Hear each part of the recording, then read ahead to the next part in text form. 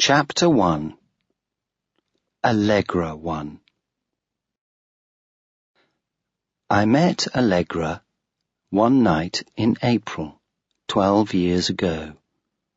I was 16 years old, and she was only 5. I remember that it rained a lot that night, and we arrived late at the house.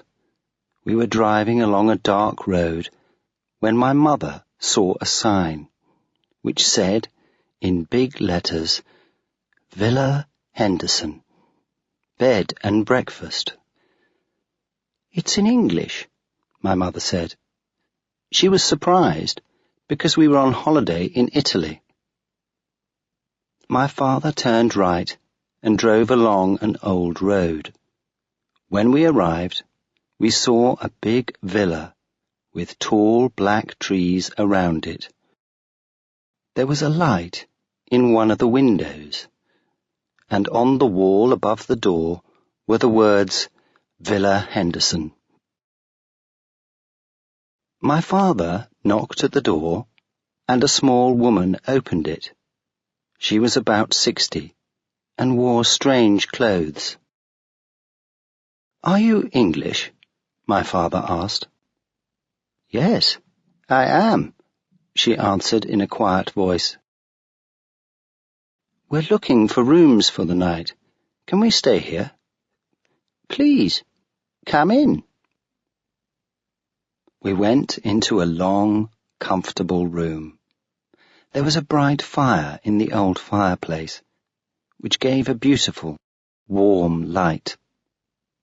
"The weather is very bad," said the woman. "It's cold for April. I'll make some tea for you." When she went out, we looked around the room.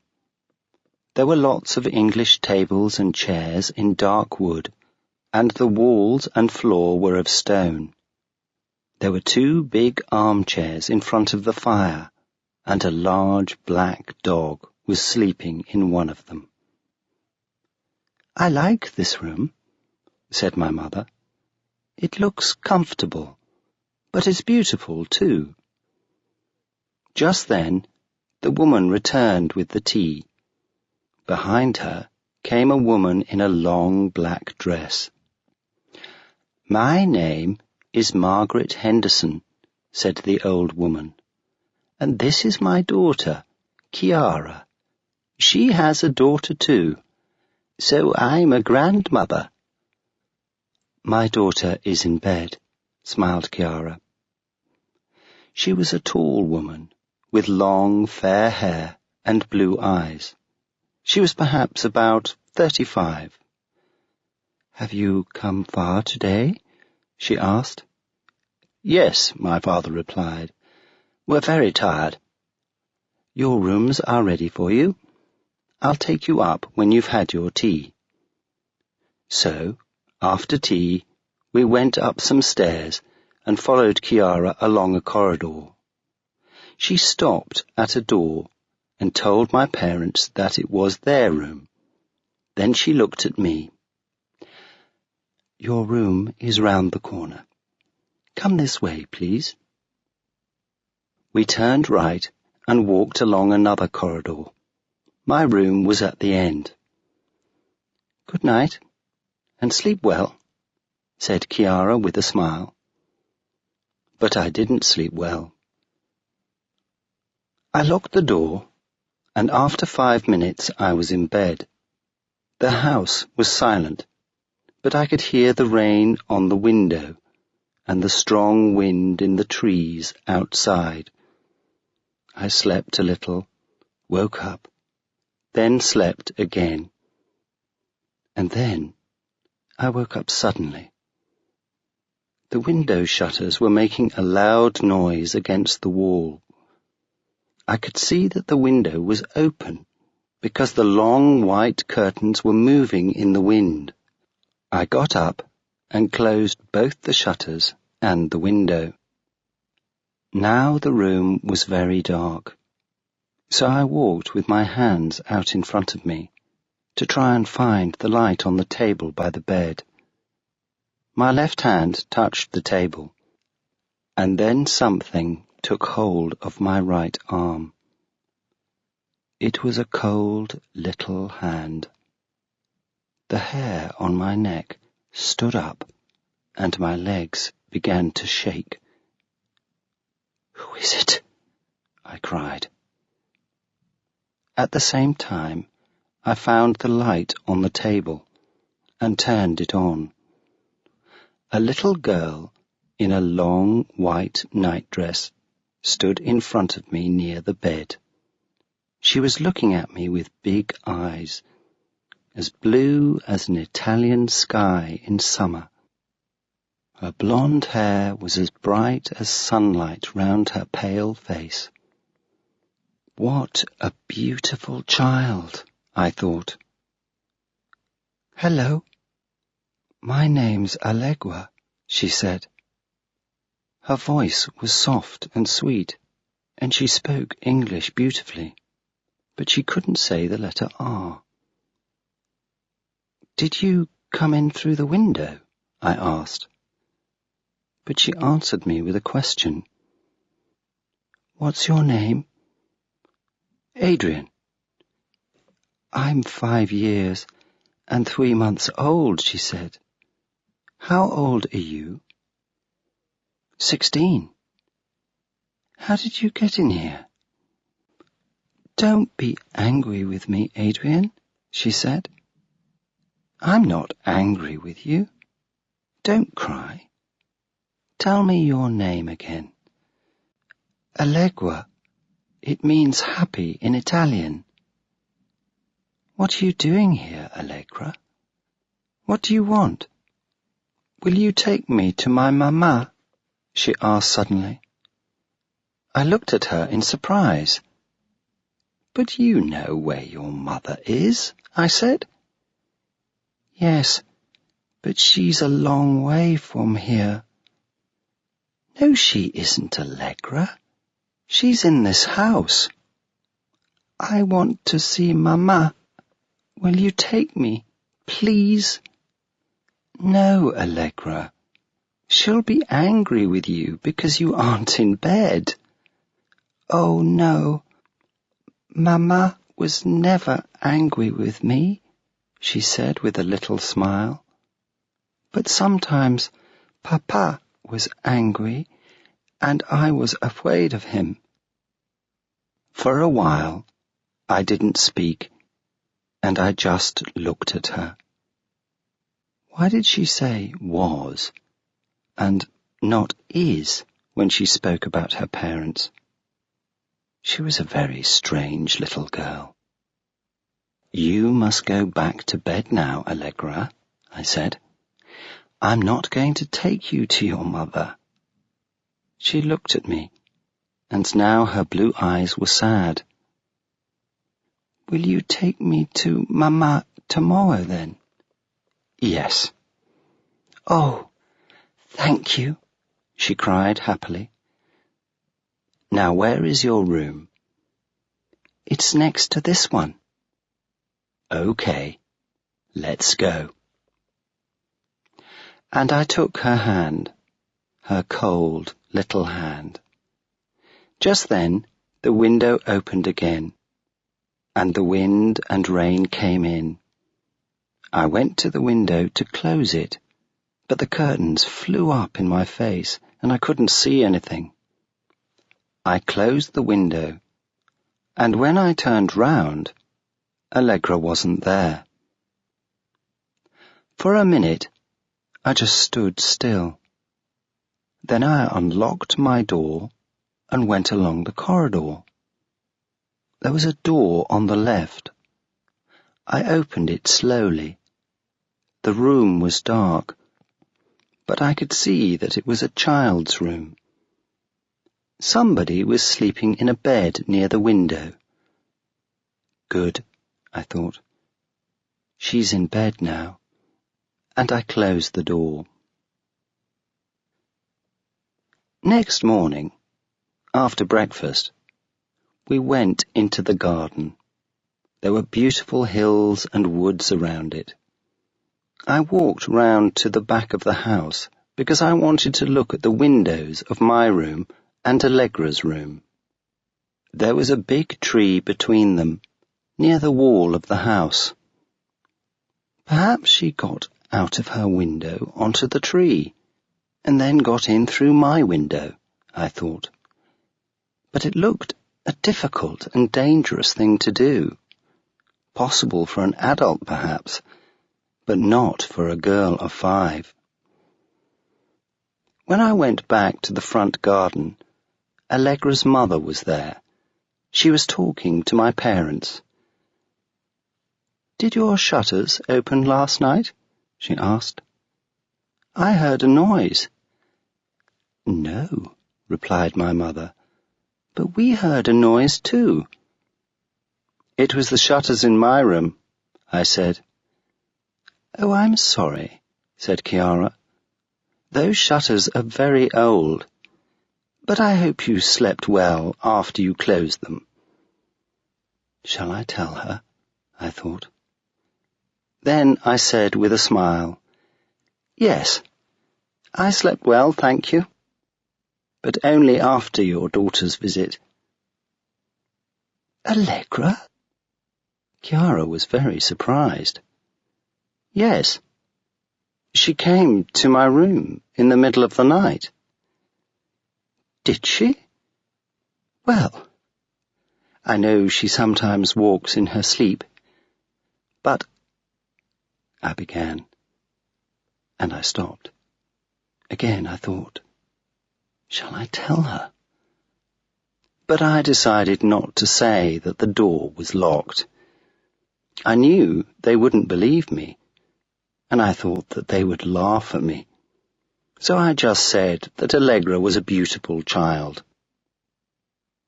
"Yes, she is," Chiara answered, "but she isn't a very happy girl." "Doesn't her name mean happy in Italian?" "Yes, but I've never met an Italian child called Allegra." "Why did you call her Allegra?" my mother asked. "I don't know. The name came to me suddenly. Perhaps I wanted a happy child." And Chiara smiled sadly. Then she turned to the house and called her daughter. "Allegra, come downstairs, please." "I'm coming," came a shout from the house. We heard Allegra on the stairs. Then she came out. I looked at her. I looked and looked, but I couldn't believe my eyes. Chapter 2. Allegra 2. She was pale and beautiful, like the girl in my room. But this was a different girl. This Allegra had long black hair, and her eyes were brown. "Hello," she said. Was it the same voice? It was soft and sweet, but I wasn't sure. "This is Adrian," said Chiara. "He says that you went into his room last night, Allegra." The girl looked at me in surprise. "No, Mummy, I wasn't in his room." She spoke English beautifully, but she couldn't say the letter R. "You see, she doesn't remember," Chiara said to me. "I think that she was walking in her sleep again." When I went to bed that night, I couldn't sleep. I was waiting for the girl, and I was afraid. But after about an hour, my eyes closed, and I slept. I woke up suddenly when a cold little hand touched my face. The girl's voice spoke softly in my ear. "Wake up, Adrian. Wake up." I turned on the light. She was there. But was she real? Her skin was like milk. Her blonde hair was like sunlight in the room. She was wearing the long white night dress. Is she real? Or is this a dream? I thought. And I touched her face. It was cold, very cold, but it was real. Will you take me to Mama now? She asked. I looked at the window. It was closed. Then I went to the door. It was locked. I began to feel very afraid. How did you get in here? I asked. You weren't here, so I waited for you. I was sleeping behind that curtain. She showed me a curtain in a corner of the room. There was another, smaller bed for a child behind it. So she was in the room before I came. But where did she come from? And who was her mother? Okay, I'll take you to your mother, I said. Where is she? Suddenly, the girl began to speak in Italian. She's at Bagno Awipoli, near Florence. But we can't go to Florence tonight, I said. I could understand Italian, but I spoke in English. You must take me, Allegra said angrily, speaking in English again. I want to see my Mama tonight. I want to see her before I die. Then she began to cry. Die? What did she mean? Why do you say that? I said in surprise. You're not going to die. Yes, I am. I know. Papa didn't like Mama, and he took me away from her. I didn't see her for a long time. I wanted to see her, and she wanted to see me too. Oh, I must see her before I die. Again, I couldn't understand why she spoke in the past. I really couldn't understand anything. Was this all a little girl's fantasy? I decided to ask her some questions. Who is your mother? What is her name? Claire. Claire was the English for Chiara. I thought for a second. Come with me, Allegra, I said. We'll go downstairs. I wanted to show this little girl to Chiara. Then she would know that her daughter wasn't walking in her sleep, and I would know that I wasn't dreaming. I took the girl's cold little hand, but she wouldn't come. No, she cried in Italian again. My dear Mama is at Bagno Awipoli near Florence. I want to go there. I said, Wait here, Allegra. I'll go downstairs and bring my friend. She wants to see you. Wait here. I found Chiara in the long room. She was reading a book in an armchair by the fire. I told her that there was a girl in my room again. She looked surprised and followed me upstairs. We went along the corridor. My door was open and we went into the room. The child wasn't there. We looked everywhere but found nothing. The only child in the house was Chiara's daughter. She's sleeping in her bed, Chiara told me. Perhaps you had a dream, Adrian. No, it wasn't a dream. There was a girl in my room a few minutes ago.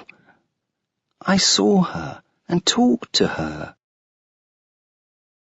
Then I told Chiara everything about the girl. When I finished, she said, Well, it's very strange. Who is this girl? She isn't my daughter. My Allegra has got black hair and brown eyes, and my husband didn't take her away from me. I know that he wants to take her away, but he can't. Allegra lives with me. You see, I don't love my husband anymore, and so he doesn't live here with us. He's in England, but Allegra likes him a lot, and I know that she wants to see him. She was silent for a minute, then said, "So, the child in your room wants to see her mother, and Allegra wants to see her father. It's strange, isn't it? I don't understand it." Next day, I went for a walk with Allegra Henderson. The big black dog came with us. We walked down a hill and came to a little river with a bridge. We stood on the bridge while Allegra dropped stones into the water and the dog tried to find them. "Do you speak Italian, Allegra?" I asked. "Oh, yes. Listen." And she spoke fast in Italian. "Did you learn it at school?" "Yes. It's a convent school, and the teachers are Italian nuns. Look! Nero has got a stone in his mouth. Isn't he clever? Come here, Nero." "Allegra, do you know a place called Bagno a Ripoli?" "No, I don't." "Oh, don't shake the water over us, Nero, you bad boy." "Do you know anybody called Claire?" "Yes, of course. That's Mummy's name in English." Allegra laughed, but she didn't laugh when I asked, "Where's your daddy, Allegra?" She didn't answer me. "You're a bad boy, Nero," she said angrily. "Give me that stone." I asked her the question again. This time she answered, "Mummy says he's in England." Was she sad or angry? I didn't know. "Do you want to see him?" "Yes," she said. And I saw that she was unhappy. She didn't want to talk about it. "Why can't you see him?" I asked. "Because Mummy says that he wants to take me away from her." "Would you like to go away with your daddy?" She looked at me for a second. Then suddenly she began to cry. "I want to see my daddy," she cried, sad and angry at the same time. "I want to see him before I die. Why doesn't he come?" And then she ran away. She ran fast up the hill, and Nero ran behind her. My parents liked the villa, so we stayed there for a week. But I wanted to go. I was afraid. Every night, the blonde Allegra came to my room in her long, white nightdress and asked me to take her to her mamma. When I said no, she was always very angry with me.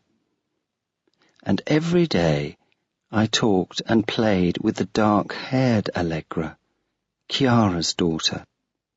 I liked her a lot, and she liked me.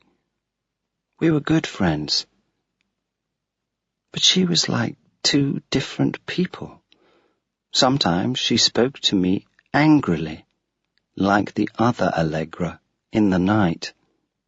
At other times she was a happy, sweet little girl of 5 again.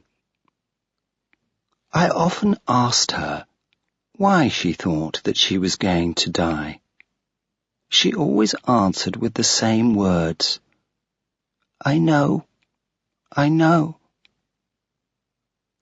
During that week's holiday, I began to feel love for Allegra Henderson. But there was the other Allegra who came at night.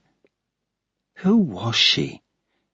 I didn't believe in ghosts, but I was beginning to think that she was a ghost. The day before we left, I wrote some notes. Allegra Henderson, 5 years old, tall, black hair, brown eyes, pale. Speaks English and Italian, but can't say ah. Mother's name, Chiara, calls her Mummy. Wants to see her father, who lives in England, thinks she is going to die. Allegra the ghost, 5 years old, tall, blonde hair, blue eyes, pale. Speaks English and Italian, but can't say ah. Mother's name Claire, and lives at Bagno a Ripoli near Florence, calls her Mamma. Wants to see her mother, but her father says no. Thinks she is going to die. I read these notes lots of times, but they didn't help me. Then I saw that I didn't know anything about the ghost Allegra's father. So I decided to ask her that night, which was our last night at the villa. I didn't sleep much that night. I waited and waited, but she didn't come. No, she didn't come, and I was angry. I felt sure that her father was important. Next morning, we said goodbye to the Hendersons.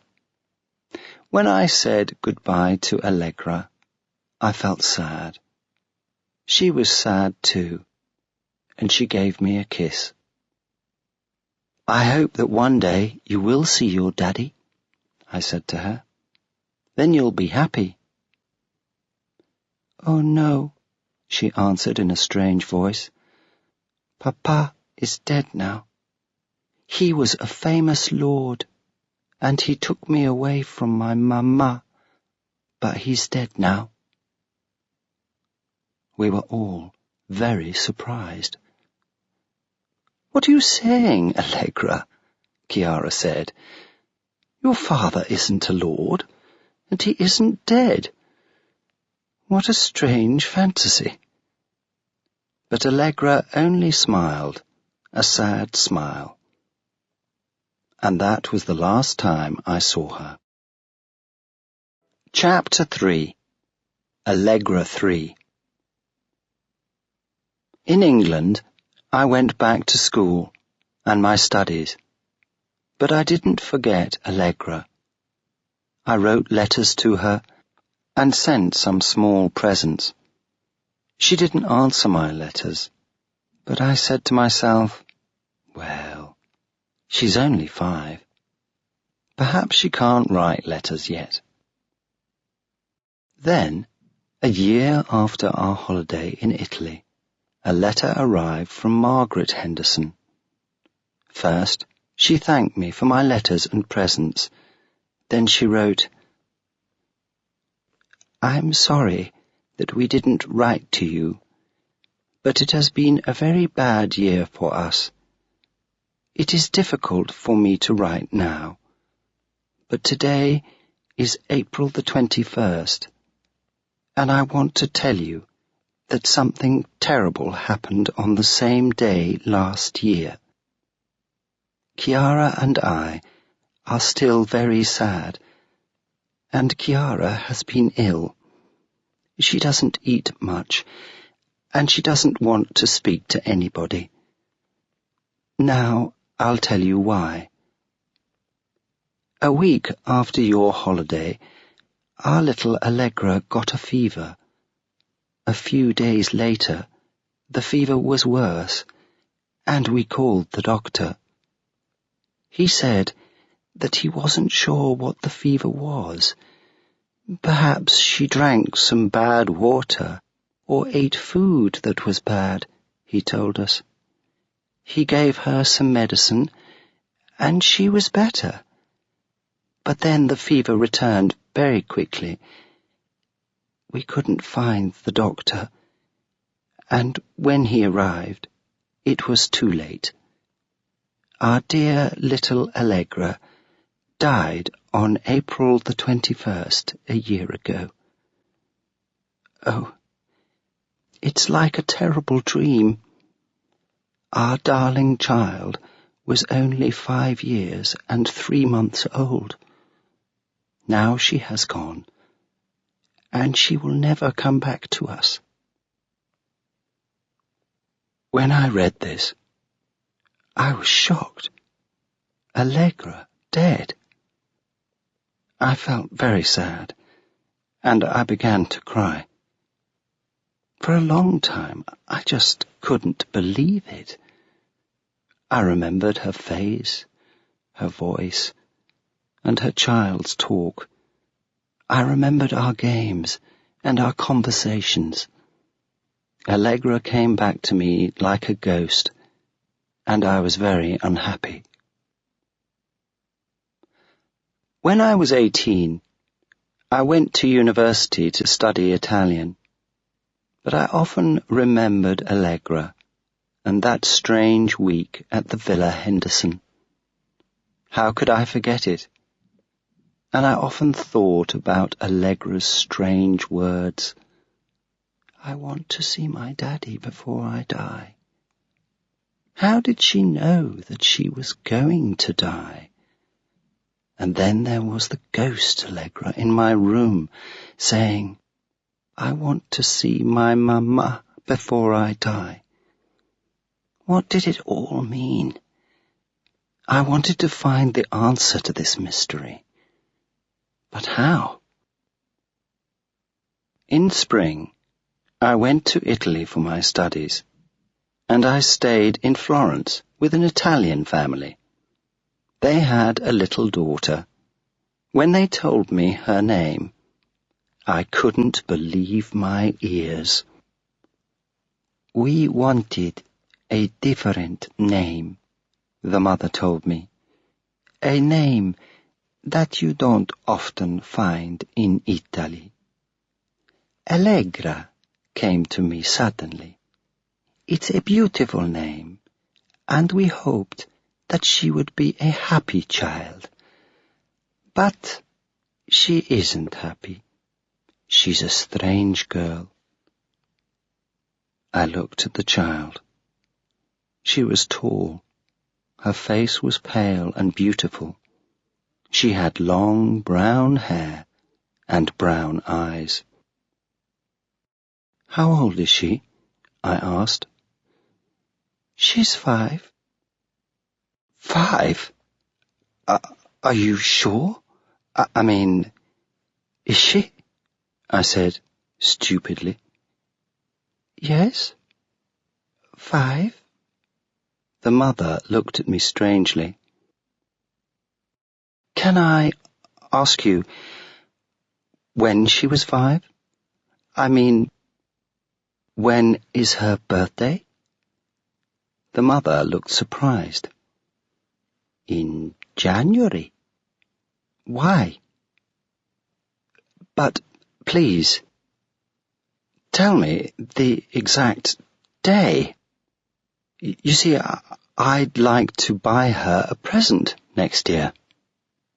Now the mother was smiling. She was born on January the 21st. When I went to my room that night, I was afraid, and I didn't go to bed. I was thinking about Allegra Henderson She died on April the 21st, when she was 5 years and 3 months old. So she was born on January the 21st too. Was it possible that this Italian Allegra had the same name, the same birthday, the same age?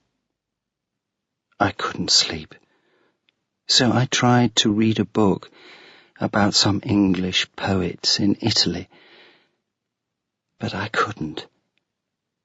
I was waiting.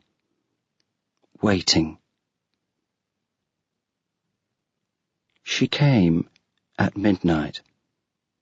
I looked at my watch, and then she was there in a dark corner of the room. A beautiful, blonde child, her skin like milk, her eyes like the blue of an Italian sky. She wore a long white nightdress. Allegra. "Will you take me to my mamma?" she asked in her beautiful English. "She's at Bagno a Ripoli. It isn't far from here."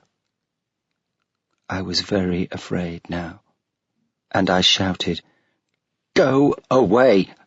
Go away!" But she came and stood by my armchair. "I want to see Mamma before I die. Take me," she said angrily. I ran out of that room very fast. Next morning, I decided to go to Bagno a Ripoli. I drove there in my small Fiat 500.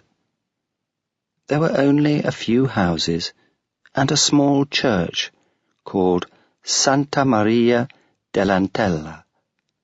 I went into the church, but there was nothing special about it. Then I walked around the small cemetery behind it, but I didn't see anything different, so I decided to go back to Florence. When I was going out of the cemetery, I saw a tombstone with some English words on it. I stopped and read, "Here lies Claire Clairmont, died in Florence, March the 19th, 1879, aged 81. The name, Claire again. The name of the ghost Allegra's mother. I was very surprised, but I still didn't understand anything. In Florence that afternoon, I decided to go to a bar and read the book about the English poets. And while I was reading about Byron and Shelley, I began to understand the mystery of Allegra. Chapter 4. Lord Byron's Daughter. This is what I read. On January the 21st, 1817, Claire Clairmont, 19 years old, had a baby daughter in a town called Bath in England. The baby's father was the poet Lord Byron, but he was not Claire's husband. They were lovers for a while, but then Byron went to Italy. He did not love Claire, and he did not want to be with her. So Claire lived with Byron's friends, the poet Shelley, his wife Mary, and their 2 children. Claire and Mary were half-sisters. They had the same father, but different mothers. Shelley liked children very much, and he felt a strong love for Claire's baby. He hoped that his friend Byron would help Claire and her daughter. From Bath, he wrote to him, "Claire has a very beautiful girl.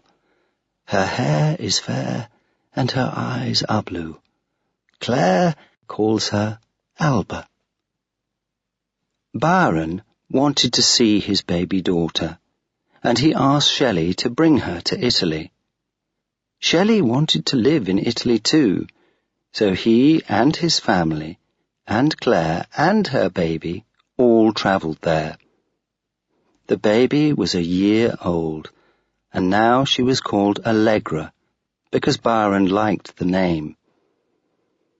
In Italy, Claire decided to give Allegra to Byron, because she thought that the daughter of an English lord would have a good future. Shelley said to her, "No, don't do it, Claire, or you will never see your daughter again." But Byron was rich, and Claire thought that Allegra would have a better life with him. Of course, she did not want to give Allegra to Byron, and when she sent the child to him in Venice, she was very unhappy. In a letter to a friend, she wrote, "In the spring of 1818, I sent my little darling to her father.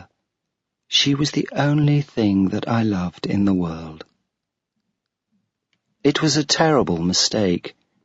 Allegra lived with her father in a big house called the Palazzo Mocenigo. It was full of strange animals and even stranger people. After a while, Lord Byron understood that it was not a good home for a child, so he gave Allegra to an English family in Venice. And in August, Claire saw her there.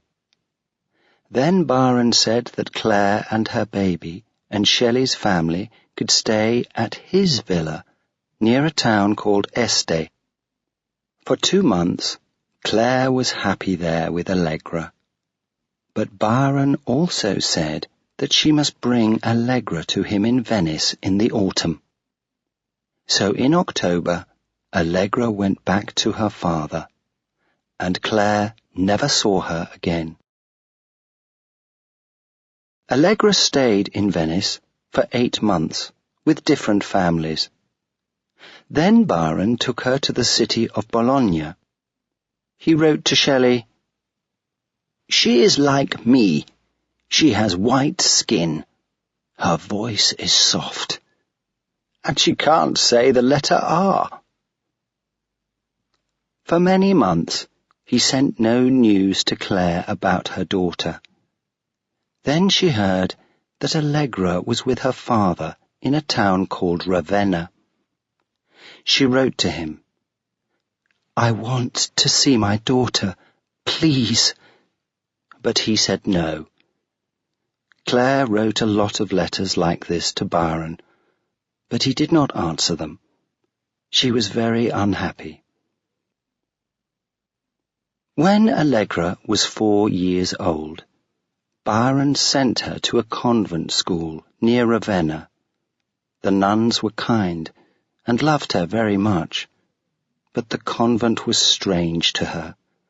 The walls were white and cold, the rooms were empty, and sometimes she was cold because there was no fire.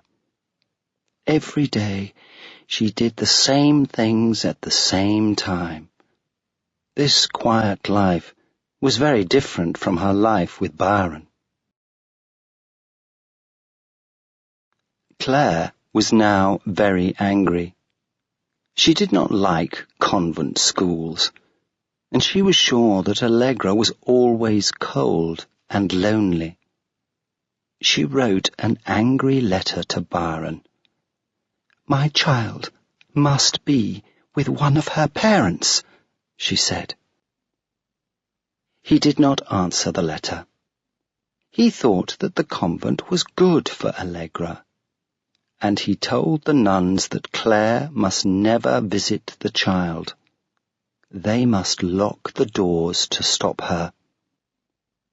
But he said that Shelley could see Allegra, because he was his friend.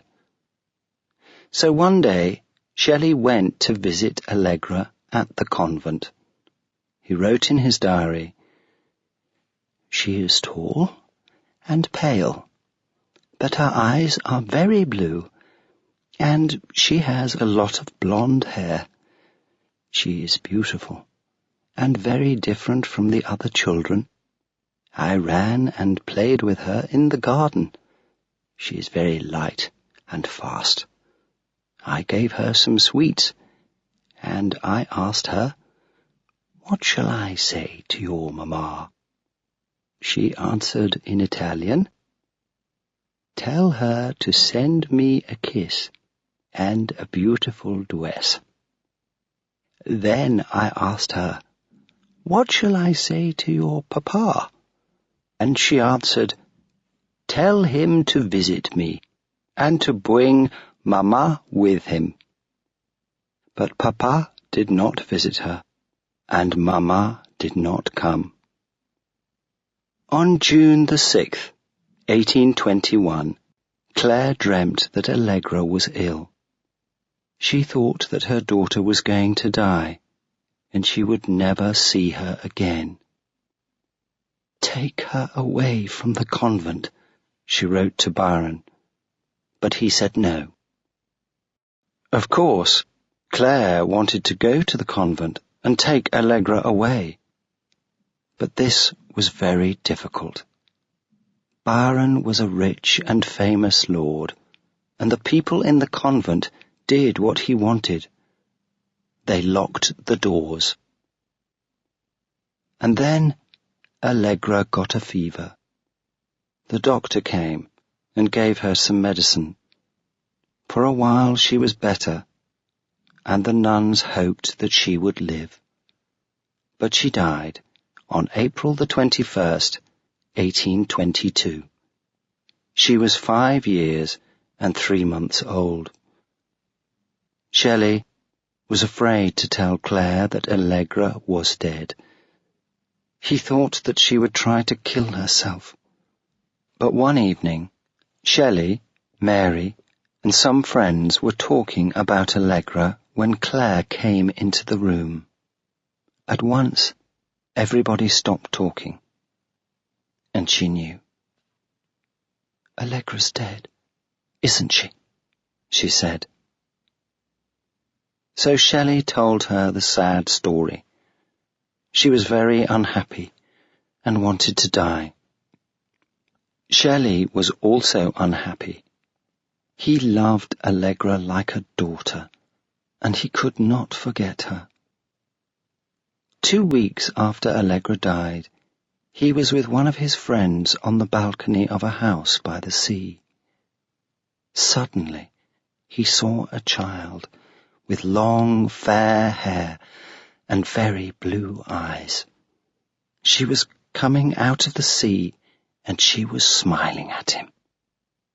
In the moonlight, he saw that she wanted to come to him. "Look, there it is," he said to his friend. "Can you see her? Look, there." But his friend saw nothing. It was Allegra's ghost. And 50 years after Allegra died, Claire wrote to a friend, "I can never forget my darling child. But did she really die? Byron and Shelley said that she died, but I have heard that she is alive. Some people say that they have seen her. I am sure that she is alive." Claire died in 1879, when she was 81 years old. Her tombstone is in the cemetery of Santa Maria dell'Antella at Bagno a Ripoli. Chapter 5. Bagno a Ripoli. After I read this strange, sad story, I understood the mystery of Allegra. Was she still alive? No. But her ghost was still in the world. The little girl in my room was the ghost of Claire Claremont's Allegra. She was unhappy, and she couldn't rest because she wanted to be with her mother, but she couldn't find her. She knew that her mother was at Bagno a Ripoli, but she didn't know how to get there.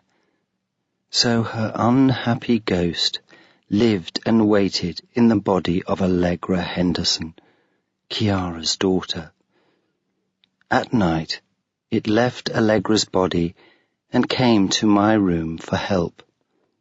Then, poor Allegra died of fever, just like Claire's Allegra. But the ghost couldn't rest. It had to find another child's body. Who is the child? I asked myself. Who is the next Allegra? Allegra 3. But I already knew the answer. My Italian family in Florence had a little daughter. Her name was Allegra, and she would be 5 years and 3 months on April the 21st. It was now the evening of April the 20th. I left the bar quickly and ran back to my family's house. When I arrived, the mother was crying. Allegra is in hospital, she told me. She's got a bad fever, and the doctors aren't sure what it is. Oh, I hope it isn't dangerous. I hope she'll get better soon. She'll be all right, I said. She'll get better. But that night, in my room, I said to myself, oh, please, no, no. I walked round and round the room, and I thought of my dear friend, Allegra Henderson. I was afraid that Allegra 3 was going to die the next day. But what could I do about it? No, this Allegra must not die, I said angrily. Then suddenly, I knew what to do. I waited. 10 o'clock, 11 o'clock, midnight. Please, please come, I said. I looked at my watch. 12:15. Will she come? Will she come? I said again and again. And then she was there, the ghost of Lord Byron's daughter, pale, beautiful, with big blue eyes and hair like gold. She was smiling at me. Are you going to take me to Mamma? Yes, Allegra. We're going to Bagno a Ripoli, but we must hurry. Come on, let's go. She laughed happily. Oh, thank you. You're so kind. I took her cold little hand. We went out of the house and got into my car. I drove very fast through the night. Oh, I'm going to see my dear Mamma, Allegra said. I'll be with her after all these years. We'll be so happy. I loved her, and she loved me.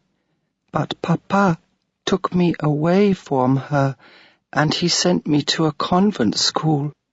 I didn't like it there. It was so cold and quiet. Mamma didn't come, and Papa didn't come. Why didn't they come?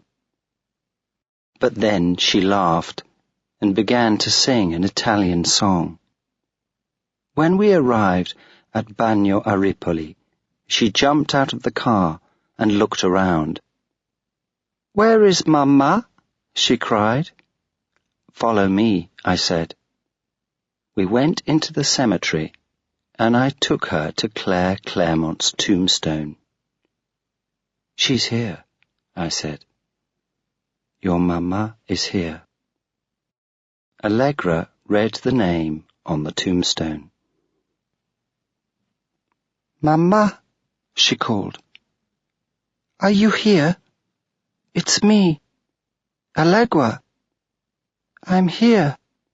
Your Allegra is here. She was crying with happiness.